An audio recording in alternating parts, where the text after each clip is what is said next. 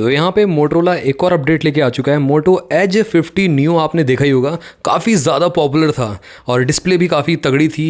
यहाँ पे POLED panel था और LTPO पैनल था बेसिकली, और साथ ही में इन डिस्प्ले फिंगरप्रिंट भी था। काफ़ी कॉम्पैक्ट था, मेन बात कहने वाली है। तो इसी का ही अपग्रेड लेके आ चुका है मोटरोला एज 60 न्यू। यस, आपको सेम इको लेदर का बैक मिलता है, साथ ही में आपको फ्लैट ग्लास डिज़ाइन देखने को मिलता है, ऑलवेज ऑन डिस्प्ले देखने को मिल जाता है, ट्रिपल रेयर कैमरा सेटअप मिलता है, वो भी सोनी सेंसर के साथ, और ड्यूल स्टीरियो स्पीकर का ऑप्शन देखने को मिल जाता है। 6.36 इंचेस की LTPO डिस्प्ले, जैसा मैंने आपको बताया। और गाइस यहाँ पे इसका जो प्राइस है वो भी कॉम्पिटेटिव रखेगा मोटरोला, मेरे को पता ही है यहाँ पे। और पीक ब्राइटनेस भी काफ़ी अच्छी रहने वाली है इसकी, मतलब 3000 निट्स तक की लगभग देखने को मिलेगी। तो यहाँ पे ऑन पेपर स्पेसिफिकेशंस जानने वाले हैं इस फ़ोन के। एंड यहाँ पे आप चैनल पे पहली बार आए तो चैनल को सब्सक्राइब कर लो गाइस, बेल आइकन को ऑल कर दो। और साथ ही में गाइस इसका कैमरा सेटअप भी काफ़ी अच्छा है, 50+, 13+10 मेगापिक्सल का। बट यहाँ पे सोनी का जो सेंसर है उसको अपग्रेड किया गया है। तो चलिए स्टार्ट करते हैं इस कमाल के वीडियो को आप सभी के लिए। तो गाइस मोटो एज 60 न्यू बाहर लॉन्च हो गया, इंडिया में लॉन्च ही नहीं किया। मतलब इंडिया में आएगा, बट ये है कि तो guys Moto Edge 60 new showcase कर दिया गया बाहर कंट्रीज़ में, और इंडिया में भी आ चुका है ऑलरेडी। बट सेल पे आपको कुछ टाइम बाद देखने को मिलेगा। यहाँ पे 3 कलर शेड्स देखने को मिलेंगे, ग्रे, रेड और यहाँ पे ग्रीन, लाइट ग्रीन टाइप का लुक थोड़ा सा। अब ऑन पेपर स्पेसिफिकेशंस की बात करें, यहाँ पे जो नेटवर्क टेक्नोलॉजी मिलती है आपको इसमें 4G ऑलमोस्ट 24 बैंड्स मिल जाते हैं, ड्यूल नैनो सिम का सपोर्ट देखने को मिलता है। साथ ही में यहाँ पे 16 आपको 5G बैंड्स देखने को मिलेंगे। जो जितने भी बैंड्स इंडिया में अवेलेबल हैं 5G के, सारे इसमें देखने को मिल जाते हैं। और 5 सितंबर को ये लॉन्च हो चुका है। सेल पे आपको आई थिंक 8-10 को देखने को मिलेगा। तो एक हफ्ता या 4-5 दिन लगते ही कंपनी जब सेल पे डालती है। बॉडी डायमेंशन की बात करते हैं थोड़ा सा, 8.1 mm की थिकनेस आती है। ज़्यादा थिक भी नहीं है, ज़्यादा स्लिम भी नहीं है, मैं कहूँगा अच्छा है, एवरेज है। और 175 ग्राम्स का है वेट इसका, तो लाइट वेट भी देखने को मिलता है। अगर हम बात करें फ्रंट ग्लास, आपको फ्लैट मिलता है। यहाँ पे बहुत सारे लोगों को फ्लैट ग्लास डिज़ाइन पसंद आता है, तो मोटरोला ने यहाँ पे फ्लैट ग्लास डिज़ाइन दिया है एज 60 न्यू में। और उसी के साथ साथ यहाँ पे गोरिल्ला ग्लास 7i का प्रोटेक्शन भी देखने को मिलता है। ये थोड़ा सा बजट वाला होता है गोरिल्ला ग्लास विक्टस से, बट ये प्रोटेक्शन आपको मिल जाता है इसमें। और बैक आपको सिलिकॉन पॉलीमर और इको लेदर का देखने को मिलेगा। यहाँ पे मेटल का बिल्ड नहीं है बेसिकली बैक का, या मतलब जैसे OnePlus का Nord 4 आया था, बट ये कि प्लास्टिक का बिल्ड मिलता है। और फ्रेम भी आपको प्लास्टिक का ही, पॉलीकार्बोनेट का ही देखने को मिलेगा। और अगर हम बात करें IP रेटिंग की, तो यहाँ पे IP रेटिंग भी दी गई है, साथ में यहाँ पे मिलिट्री ग्रेड की टफनेस भी दी गई है। तो एक कह सकते हो रिजिड फ़ोन बन जाता है और हाथ में सॉलिड फील होगा, तो उसमें कोई डाउट नहीं है। IP68, 69 की रेटिंग मिलती है। प्रॉपर पानी में सबमर्ज कर सकते हो 1.5 मीटर अप टू 30 मिनट्स तक, तो ये काफ़ी अच्छा है इसमें। अब थोड़ा सा बात करें यहाँ पे डिस्प्ले की, तो गाइस डिस्प्ले भी यहाँ पे काफ़ी कमाल की दी है। यहाँ पे एमोलेड नहीं, एमोलेड से भी बेटर दिया है, मैं कहूँगा। यहाँ पे LTPO पैनल दिया हुआ है, जो कि 120 हर्ट्ज़ तक मैक्सिमम जाता है और 1 हर्ट्ज़ तक चला जाता है सबसे कम, जिसकी वजह से बैटरी भी यहाँ पे काफ़ी बचती है। तो LTPO पैनल दिया हुआ है। साथ ही में HDR10+ को भी सपोर्ट करता है, तो ये भी काफ़ी अच्छा है। वाइड वाइन L1 का सपोर्ट भी देखने को मिलेगा इसमें आपको। और ये कॉम्पैक्ट फ़ोन है, 6.36 इंचेस का है, जो कि ऑलमोस्ट OnePlus जो 13S जो है फ़ोन उस तरीके से, या जो X200 FE आया था ना, उस तरीके से उतना छोटा ही देखने को मिलता है। तो गाइस ये एक कह सकते हो कॉम्पैक्ट फ़ोन की कैटेगरी में फॉल करता है, सिंगल हैंडेड फ़ोन आप यूज़ कर पाओगे। और यहाँ पे 1.5 की रिजोल्यूशन देखने को मिलता है, तो ये भी काफ़ी अच्छा है। और 3000 निट्स की पीक ब्राइटनेस वैसे कंपनी ने बताई हुई है। अब ये बेसिकली HDR मोड को जब आप स्ट्रीम करते हो वहाँ पे जाता है स्पेसिफिकली एरिया पे, बट ये है कि HBM पे आई थिंक यहाँ पे आपको 1800-2000 निट्स की दे देगा ये मोटरोला, तो इसमें कोई डाउट नहीं है। अब थोड़ा सा आगे बात करें प्लेटफॉर्म की, Android 15 Hello UI देखने को मिलता है इसमें आपको।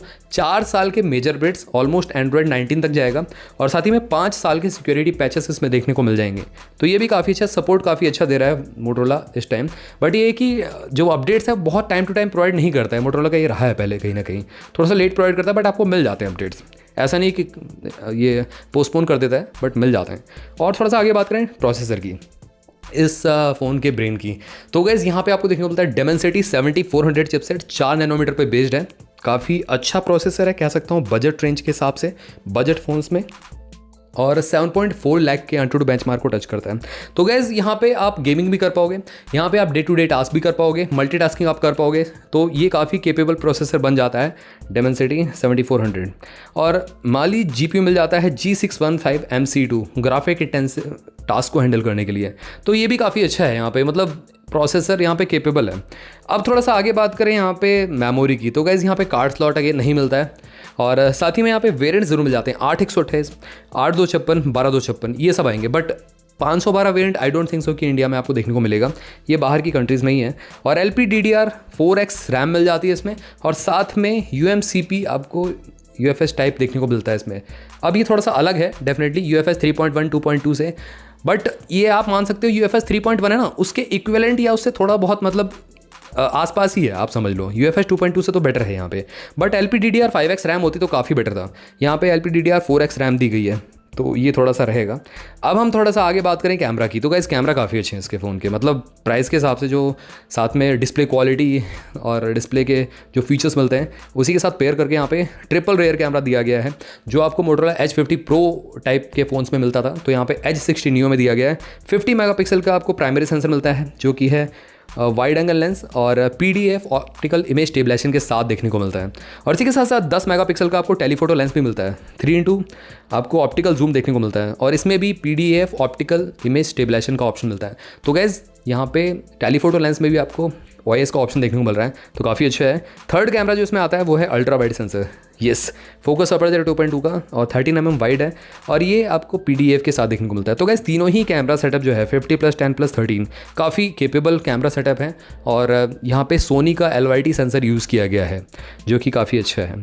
LED flash, HDR, panorama mode तो है ही है, और 4K 30 FPS पे आप रिकॉर्डिंग कर सकते हो, साथ ही में फुल HD 240 FPS तक पे कर सकते हो, और गायरो AIS का ऑप्शन देखने को मिल जाता है वीडियो में। तो ये ओवरऑल कैमरा सेटअप काफ़ी तगड़ा है आपका, जो रेयर कैमरा सेटअप देखने को मिलता है। फ्रंट कैमरा की बात थोड़ा सा करें यहाँ पे, तो 32 मेगापिक्सल का फ्रंट कैमरा देखने को मिलता है, साथ ही फोकस अपर्चर जो है वो 2.4 का है। HDR वाइड एंगल लेंस देखने को मिलता है फ्रंट कैमरा का, और 4K रिकॉर्डिंग आप कर सकते हैं यहाँ पे फ्रंट कैमरा से। तो गैस बहुत सारे लोगों को 4K रिकॉर्डिंग चाहिए होती है, तो यहाँ पे मिल जाता है। इवन OnePlus 13R में आपको 4K रिकॉर्डिंग मिलती है फ्रंट कैमरा से, ये आपको फ़ोन प्रोवाइड कर रहा है। और फुल HD 60 FPS 120 FPS पे कर सकते हो फ्रंट कैमरा से भी। तो गैस कैमरा सेटअप तो काफ़ी मेरे को लाजवाब लगा इसका। और गैस यहाँ पे बात करें साउंड की, तो गैस ड्यूअल स्टीरियो स्पीकर देखने को मिलते हैं। बेसिकली नीचे का एक बॉटम फायरिंग स्पीकर है और दूसरा एक ईयरपीस, तो दोनों को मिला के यहाँ पे स्टीरियो इफेक्ट एक प्रोड्यूस होता है, तो लाउडनेस आपको अच्छी मिलेगी, यहाँ पे कोई दिक्कत नहीं है। अब यहाँ पे बात करते हैं कम्युनिकेशन की। Wi-Fi 6E 6 से स्लाइटली सेकंड जनरेशन का ये वाईफाई होता है, स्लाइटली बेटर होता है। यहाँ पे स्पीड्स बेसिकली या कनेक्टिविटी में डिफरेंस आता है 6 के मुकाबले, और ड्यूअल बैंड देखने को मिलता है ये, और साथ ही में ब्लूटूथ 5.4 का सपोर्ट है, A2DP लाइट प्रोफाइल। अब यहाँ पे GPS की बात करें, वो मिल जाता है आपको, साथ ही में यहाँ पे NFC का सपोर्ट भी देखने को मिलता है यहाँ पे, और USB Type-C 2.0 मिलता है। ऑल्दो इस प्राइस में देना चाहिए था मोटोरोला को USB Type-C 3.2 कम से कम, 3.1 तो दे सकते थे या 3 दे सकते थे, बट वो मिस कर दिया। सेंसर की बात करते हैं, under display optical fingerprint sensor देखने को मिलता है, साथ ही में एक्सेलेरोमीटर, गायरोस्कोप, प्रॉक्सिमिटी, कंपास, ये सारे के सारे इंपॉर्टेंट सेंसर देखने को मिल जाते हैं। अब थोड़ा सा आगे बात करें यहाँ पे बैटरी की, तो गाइस जो ग्लोबली लॉन्च हुआ है वो I think 5000 mAh battery capacity के साथ लॉन्च हुआ है। इंडिया में जो लॉन्च होगा 5200 mAh बैटरी कैपेसिटी के साथ लॉन्च होगा। लिथियम पॉलीमर बैटरी का यूज़ किया जाएगा इसके अंदर, और साथ ही में 68 वाट की वायर्ड चार्जिंग मिलेगी, चार्जर बॉक्स के अंदर ही देखने को मिलेगा आपको, और 15 वाट की वायरलेस चार्जिंग भी सपोर्ट करेगा। तो ये काफ़ी अच्छा है यहाँ पे। ओवरऑल बैटरी भी ठीक ही है यहाँ पे, क्योंकि LTPO पैनल है, उस हिसाब से यहाँ पे 5200 mAh काफ़ी सफिशिएंट है। अब यहाँ पे बात करते हैं थोड़ा सा प्राइसिंग की। तो गाइस वैसे तो बहुत जगह मैंने चेक किया, कहीं पे आ रहा है 25,000 रुपये, कहीं पे आ रहा है 32,000 रुपये, 33,000 रुपये। जो मेरे को लग रहा है वो यहाँ पे 24,999 रुपीज़ के प्राइस बैग, 25,000 रुपये के अंडर ये फ़ोन देखने को मिल सकता है आपको इंडियन मार्केट में।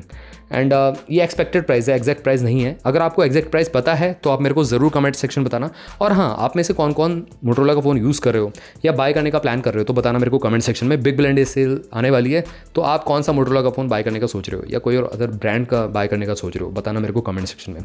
तो मिलते हैं आप सभी से अगली वीडियो में। Till then bye bye.